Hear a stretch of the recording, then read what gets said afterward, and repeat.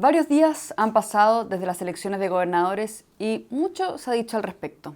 Pero antes de que termine esta semana y el capítulo electoral se cierre hasta nuevo aviso, al menos para la opinión pública, me gustaría compartirle una breve reflexión panorámica en 360 grados para intentar explicar por qué pasó lo que pasó y muy especialmente qué pasó en la región metropolitana, en la contienda Orrego versus Orrego, cómo se explica este resultado y cuáles serían sus posibles implicancias políticas. Quiero comentarles estos hechos, la trastienda de los hechos, a partir de una vista relevante, pero a veces subestimada. Las comunicaciones, y más específicamente las comunicaciones políticas, para intentar dar respuesta a muchas interrogantes, varias de ellas que, sin ser expertos, usted y yo podemos inferir y percibir en tanto electores. Estos son los errores comunicacionales en los que la derecha no debe incurrir si es que aspira a futuro a ganar. Y a ganar en grande. Maquiavelo decía que la política es el arte de engañar. No quiero ponerlo en esos términos aquí, aunque algo de razón tenga, sin duda. Quiero planteárselo de otra forma. La política consiste, entre muchas otras cosas, claro, en contar historias, en narrar buenas historias, en construir un relato en torno a ideas, principios, valores, propuestas, un proyecto político en el fondo que convenza. Y también en torno a rostros, a personajes, a sujetos que visibilicen y se encarguen de darle cauce a esas ideas.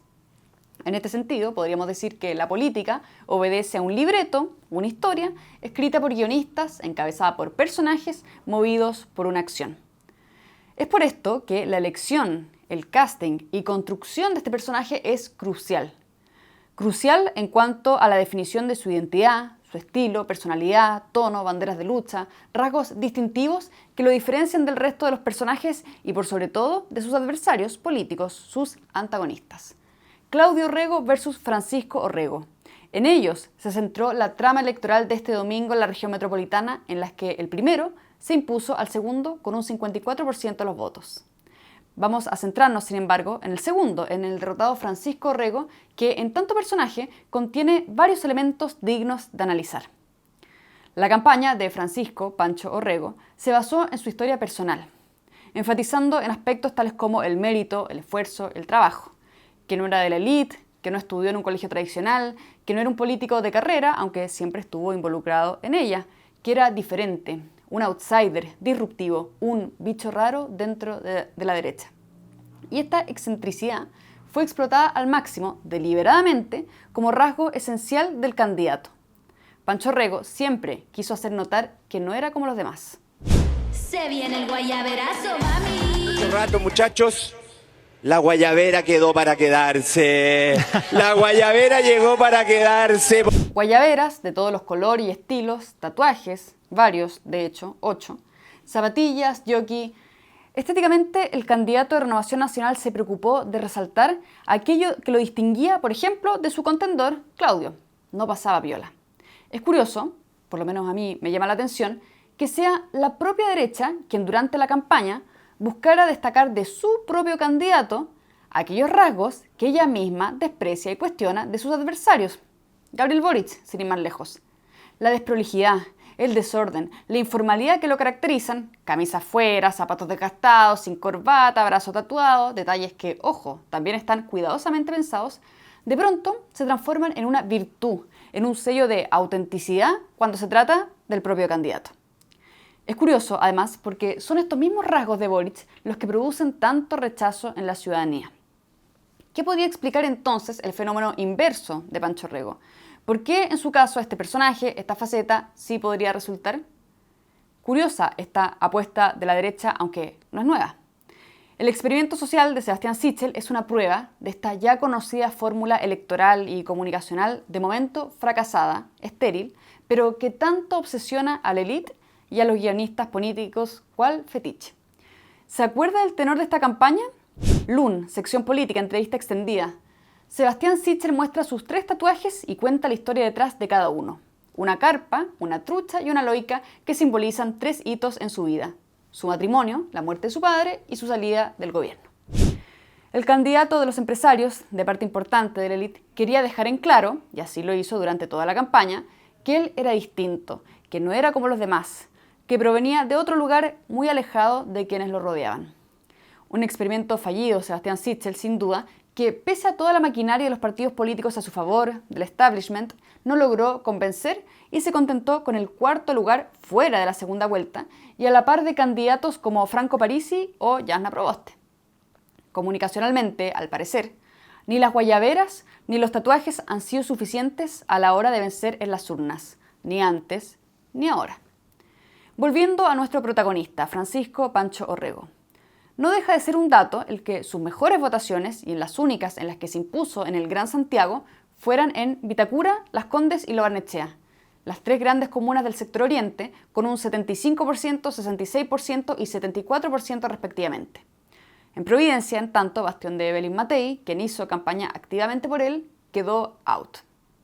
¿Qué podemos sacar en limpio? Que, siendo ajeno a la élite, Francisco Orrego logró convencer a la élite, no así al resto. ¿Por qué? ¿Por qué no fue efectivo en el ciudadano de a pie, en las clases medias, en los sectores populares, o al menos no lo suficientemente efectivo, exitoso, como se esperaba? Quizás es que la construcción del personaje no fue del todo acertada, que hay cosas que no se pueden dar por sentado, que la guayabera no puede bastar y que ampararse exclusivamente en ello es menospreciar al electorado. Tiendo a pensar que la pretensión de mostrarse como un igual, popular, con calle, con chispa, jockey, zapatillas y tatuajes incluidos, no pasó el filtro de autenticidad del votante mayoritario, promedio, que tal vez más sensible a este tipo de cosas percibe ciertos detalles que no deja pasar. Más pragmático, más exigente si se le ve. Al final del día, un político más, como tantos otros, pidiéndole el tan preciado voto, pero en guayabera. Con esto, no pretendo demonizar la construcción de personajes en política, porque este proceso es importante, es necesario y no puede quedar al arbitrio de la improvisación. Es parte del relato, de la historia, del guión, que, al igual que él, debe ser consistente, coherente, atractivo y, por sobre todo, creíble, genuino, no disfraces que se ponen y se sacan. Tan importante es la figura del personaje que, imagínese, de un día para otro, de primera a segunda vuelta, Boric se sometió a un fashion emergency radical en el fondo y en la forma, con tal de captar votos, con tal de ganar engañosamente, y lo logró. El candidato Orrego, creo yo, también cayó en la tentación de disfrazar el disfraz, de camuflarse de cara a su adversario en el debate de mesa central días antes de la elección. Como nunca antes lo habíamos visto. Terno, corbata, bien peinado, partidura rectilínea y harta gomina gorila. La guayabera llegó para quedarse. Y en el tono, lejos del estilo directo, frontal e incisivo que lo caracteriza. La buena política se trata de escuchar. La buena política se trata de empatizar y la buena política se trata de vivir esa realidad que ustedes hoy día están viviendo en sus casas. Superando el capítulo del personaje, su construcción, diseño y posterior puesta en escena, sigamos con otro capítulo igualmente relevante, el discurso. Y aquí quiero hacer hincapié en un aspecto en particular del discurso de campaña de Francisco Orrego, de algunos de sus partidarios, que me llamó la atención. La verdad es que necesitamos una persona como Pancho en nuestro sector.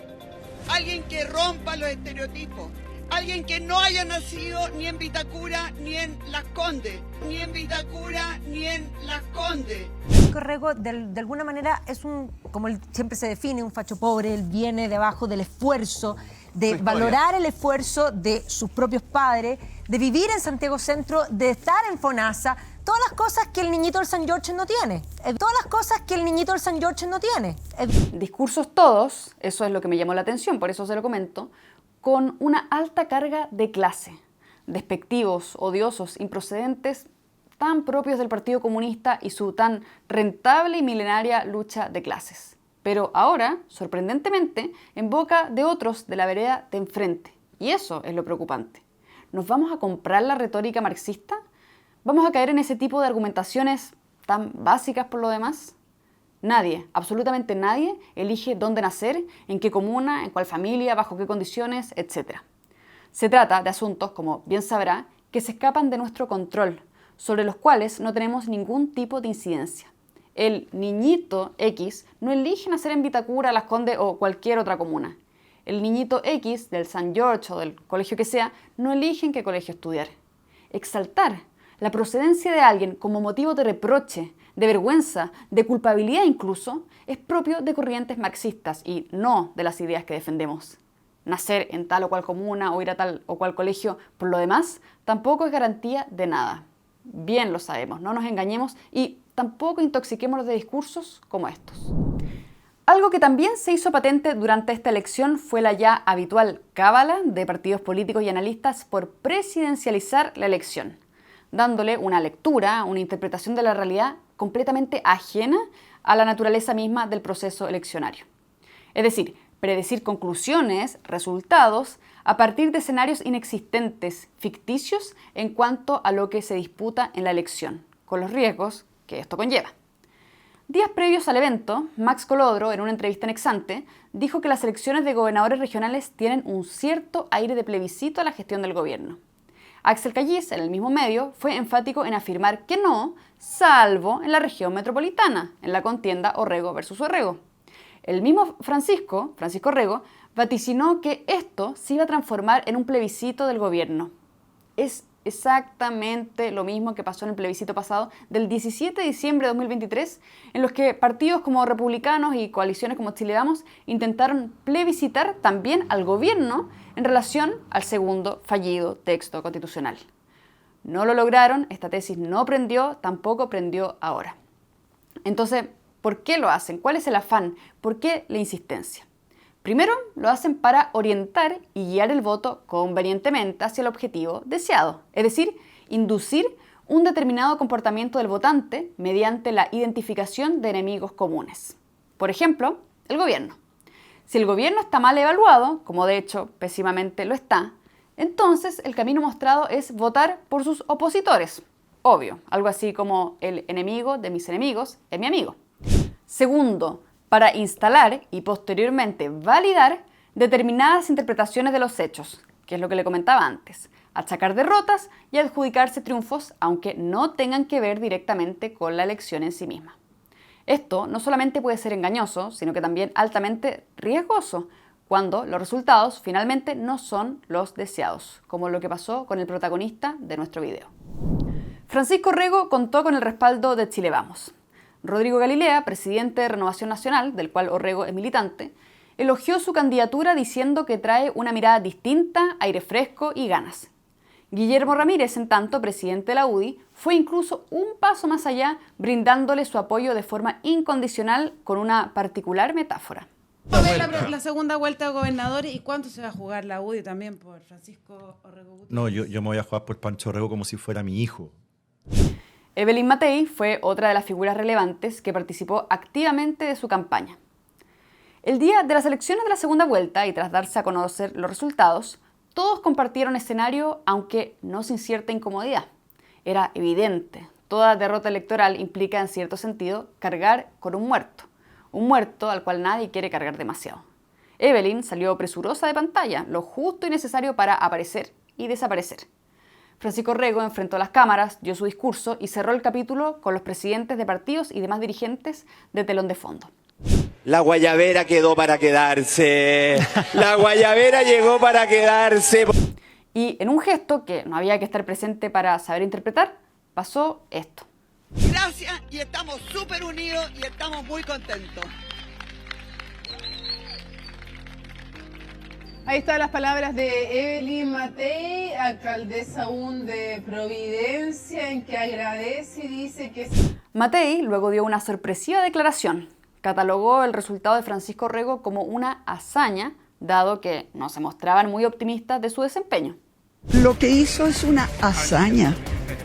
¿Quién hubiera dicho hace 4 meses atrás que él iba a pasar a segunda vuelta y que iba a obtener un 46%? Si lo que hizo Pancho Orrego es de verdad una hazaña, que ustedes hayan pensado que efectivamente podía ganar ya es realmente darle mucho crédito a Pancho, darle mucho crédito a Pancho. En política, hasta el más mínimo detalle comunica. Y esta seguidilla de detalles, en el caso Orrego, dicen mucho, muchísimo más de lo aparente. No lo olvide, en todo guión político, el personaje y la construcción de su identidad. El discurso y sus ideas fuertes. las cábalas y múltiples interpretaciones electorales que erróneamente muchas veces se asumen como verdades absolutas, y los nexos políticos, los rostros, pivotes, alianzas detrás de la campaña. Todo esto es parte de la trama. Sobre el desenlace, la explicación de los resultados, 3 posibles factores. Primero, el candidato outsider no logró convencer, ya sea por la percepción del electorado sobre su personaje, ya sea porque este, el votante, es celosamente proclive a declinarse por la vieja confiable, al rostro conocido. Como dice el dicho, más vale diablo conocido que diablo por conocer. Segundo, la elección no alcanzó una dimensión de riesgo para los votantes, no fue debido a muerte o de un enemigo en común que vencer. Y tercero, el factor corrupción de Procultura no permeó lo suficiente, no generó una asociación directa con el candidato oficialista, Claudio Rego, el involucrado en el inconsciente colectivo.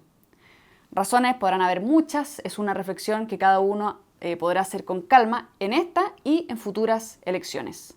Si te gustó este contenido, compártelo, dale like y comenta. Soy María José Olea, directora de comunicaciones de FNM para FNM.